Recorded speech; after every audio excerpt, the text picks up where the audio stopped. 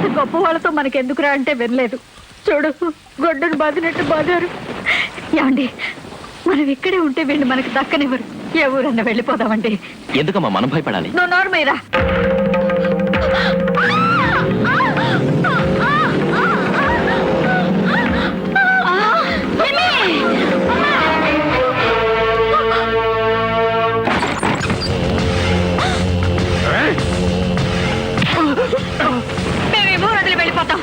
పెట్టండి బాబు.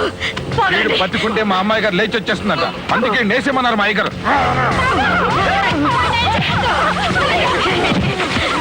చేయదు బాబు, మీ పుణ్యం మీకు దండ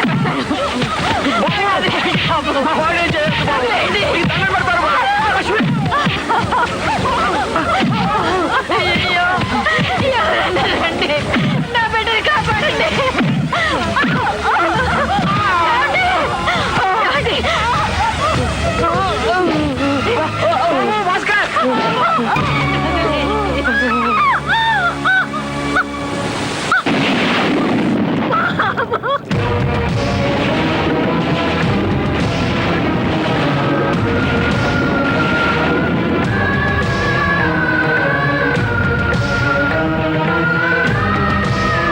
ఇప్పుడు నమ్ముతావా?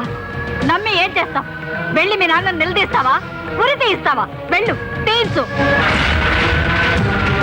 ఇసొంటి కథలింటే నీ కండ్ల నీళ్ళు రావు బాబు. ఎందుకంటే నీ లోపట ఉన్నది కూడా మీ అయ్యనెత్తురే కదా.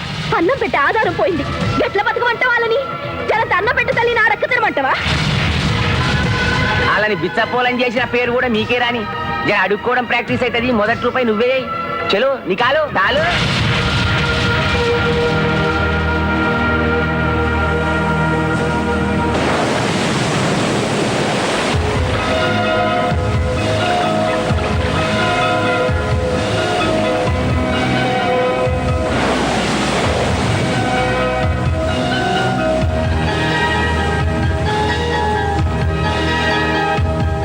ఇప్పుడు నమ్ముతావా?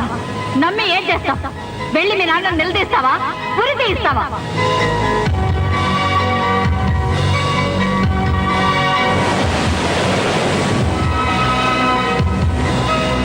అన్నం పెట్టి ఆధారం పోయింది, ఎట్లా బతకమంటావా? వాళ్ళని చాలా అన్నం పెట్టి తల్లి నా రక్త తినమంటావా?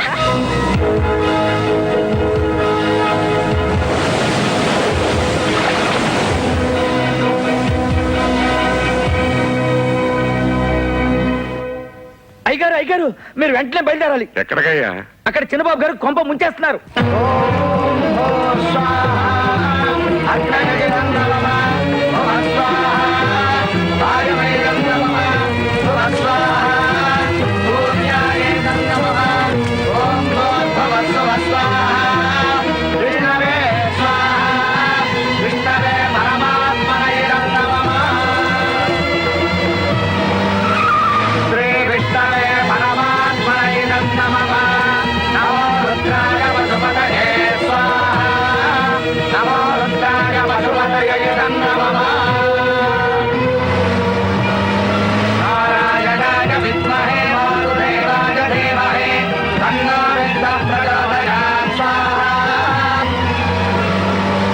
బాబు, దత్తత ముహూర్తం దగ్గర పడింది, లేచి ప్రమాణం చేయండి.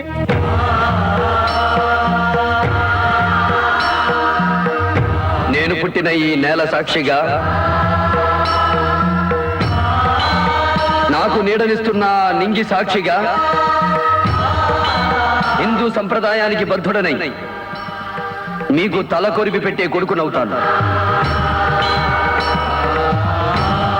సాంఘిక ఆచారాల్ని గౌరవించి మీకు అన్నం పెట్టే బిడ్డనవుతాను.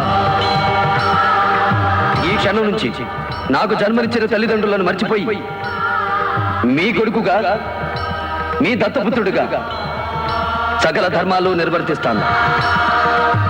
నిష్కల్మష హృదయంతో నిష్కలంకంగా బ్రతుకుతానని, పేగు తెంచుకు పుట్టకపోయినా మీ రక్తం పంచుకు పుట్టిన బిడ్డనవుతానని ప్రమాణం చేస్తున్నాను.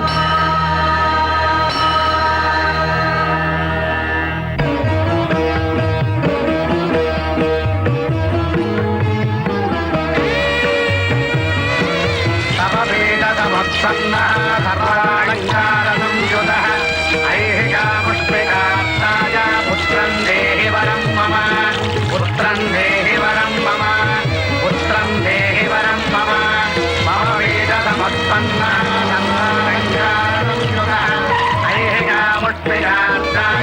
సత్యం దత్తో మయా వృతః. అయ్యా రంగారావు గారు, ఈ క్షణం నుంచి ఈ కుర్రాడు మీ కన్న కొడుకుతో సమానం. ఆపండి. ఏమిటి పథకం? తతంగం కాదు, పుణ్యకార్యం, దత్తత స్వీకారం. అవును, క్షణం క్రితమే నేను ధార్మికంగా ఈ ఇంటి బిడ్డనయ్యాను. నా ఇంటి పేరు మారిపోయింది.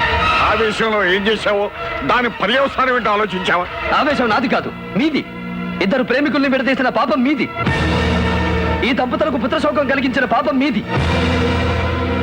ఏ వ్యక్తి పేదవాడని మీ ఇంటి అల్లుడవడానికి ఇష్టపడక మీరు చంపించారో ఆ ఇంటికే మీ కన్న కొడుకు ఇప్పుడు దత్తత వచ్చేశాడు.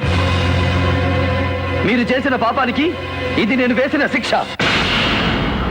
ఇది భారత రాజ్యాంగంలో రాసి ఉండకపోవచ్చు, భారత శిక్షా స్మృతిలో అచ్చే ఉండకపోవచ్చు, భారత న్యాయశాస్త్రంలో ఏ పేజీలోనూ దొరకపోవచ్చు.